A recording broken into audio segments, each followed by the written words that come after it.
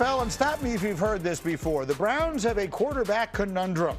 While at the comeback this week, their general manager, Andrew Berry, said that both Shedeur Sanders and Deshaun Watson will be among the quarterbacks competing for the starting job. Dylan Gabriel, who the Browns drafted in the 3rd round last year, is also under contract. Cleveland could also look to bring in another veteran as well. The new head coach is Todd Monken. He weighed in on all this yesterday. Sure. I think it's an open competition. I mean, I don't know why it wouldn't be an open competition. And I don't mean that saying it harshly, but I don't think there's enough on film over the last couple of years, one way or the other, to say, boy, we have a starter quarterback yet. Okay, so it's interesting. I'll start with you right there, Peter, because I could see the sort of the smile on your face. People, I think, are disproportionately interested in this quarterback situation that they've been trying to get right in Cleveland now for, well, at least the entirety of this millennium and perhaps longer than that. What is the sense you're getting about the quarterback competition in Cleveland?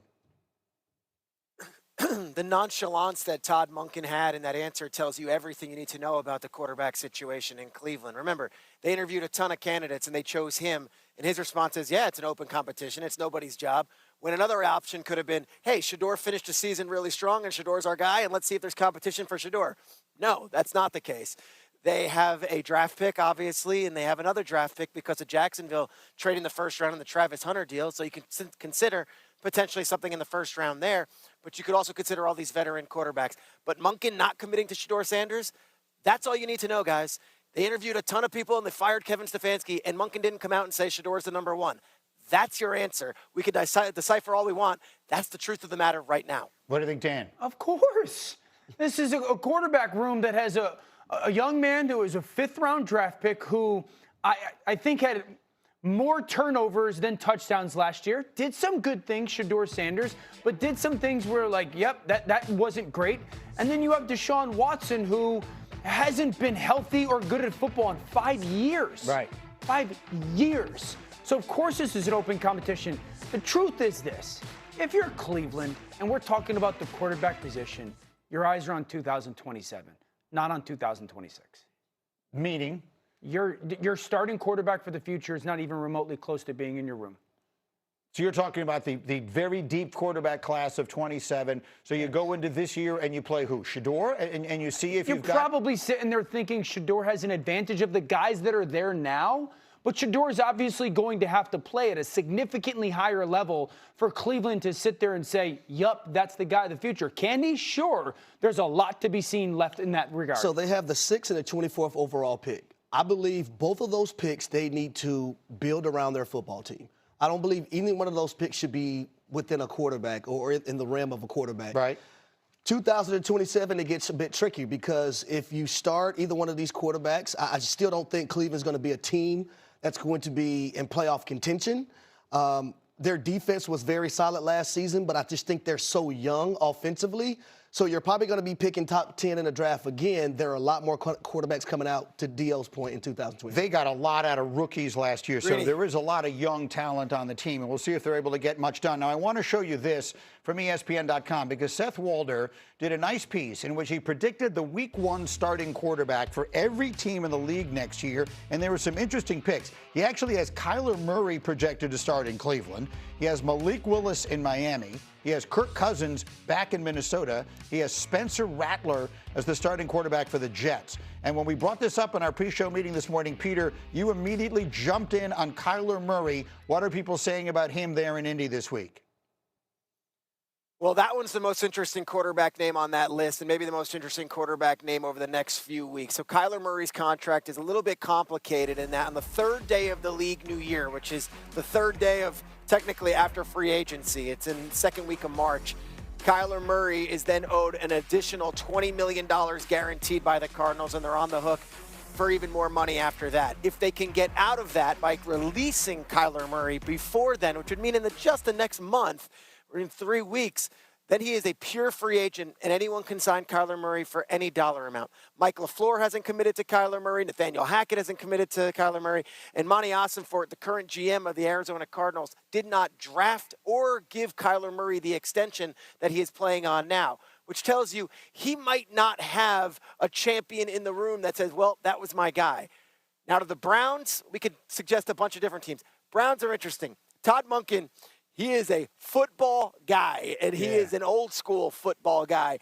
I'm not sure I'm putting Kyler Murray with Todd Monken as a perfect marriage, but what do I know? We're just throwing names at the wall at this point. No team should be trying to trade for Kyler Murray. He's going to get cut from Arizona, so Right. no one should be trying to trade for him. But if then Kyler has his choice, I think Minnesota becomes in play. I think Miami comes into play. I think Atlanta comes into play. For me, Kyler Murray and Cleveland do not make sense. Look, we've seen Sam Darnold and Baker Mayfield and all sorts of Daniel Jones, all sorts of highly drafted players have big second acts, sometimes in their second or third or fourth or even fifth teams. Is Kyler Murray a guy who could be that coming up someplace? Talent-wise, yes, but there's a lot of noise that consistently hangs around Kyler Murray off the field. And so physically, he's capable of doing it. I just don't know where he comes to in relation to those guys and those intangibles. I think Kyler has to get to a point to where he can complete a season, right? We've seen him for 10, 9, 8 games be phenomenal at the quarterback position, but for some odd and apparent reason, when it gets towards the end of the season, he tails off as a quarterback. Yeah, and injuries are a big part of it. His size obviously comes in. He also wants to always there. be a playmaker. He always wants to be a runner. He's good enough to become a thrower on a consistent basis. All right, we'll see where he winds up going. In the meantime, The mindset in Minnesota right now through free agency and then into the draft. We have to bring in a starting quarterback. I understand J.J. McCarthy's there. I still am in support of J.J. McCarthy, but the lack of health and availability, matched with just the lack of not playing at a high level consistently enough, has got to get Kevin O'Connell and that organization's attention. You got to win in this league. They got a Hall of Fame wide receiver. They have to have the mindset we are bringing in a starting quarterback in the next 2 months. look, this is a team that won 14 games, what is now 2 years ago, won 9 games last year with dreadful quarterback play. You made that point repeatedly yesterday, and it's clearly true.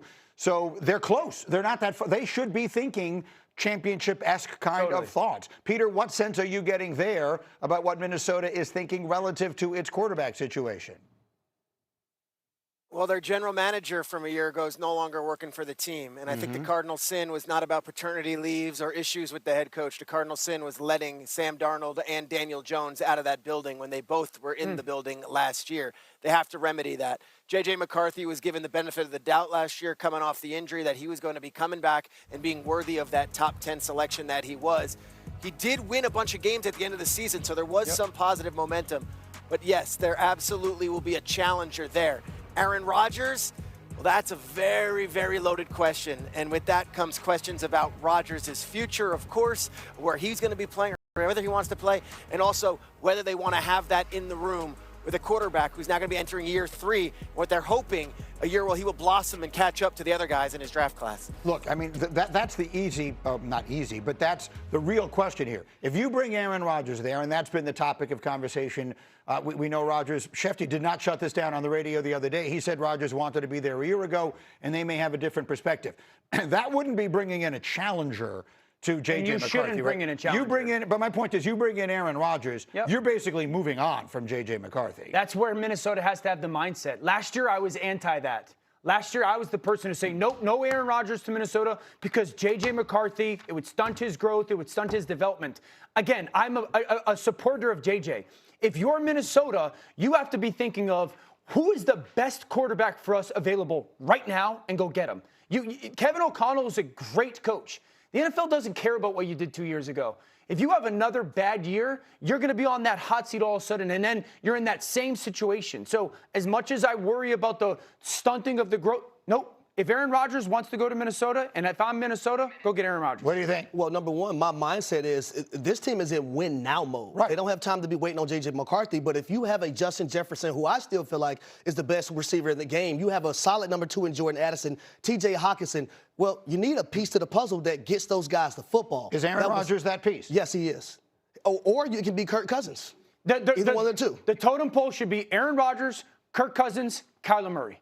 That should be the order for the Minnesota Vikings. Aaron Rodgers, still capable of playing good football. Kirk Cousins, I thought, played good football when he started last year. And then Kyler Murray is still so talented that if you don't get one of those two, he's the guy. Peter.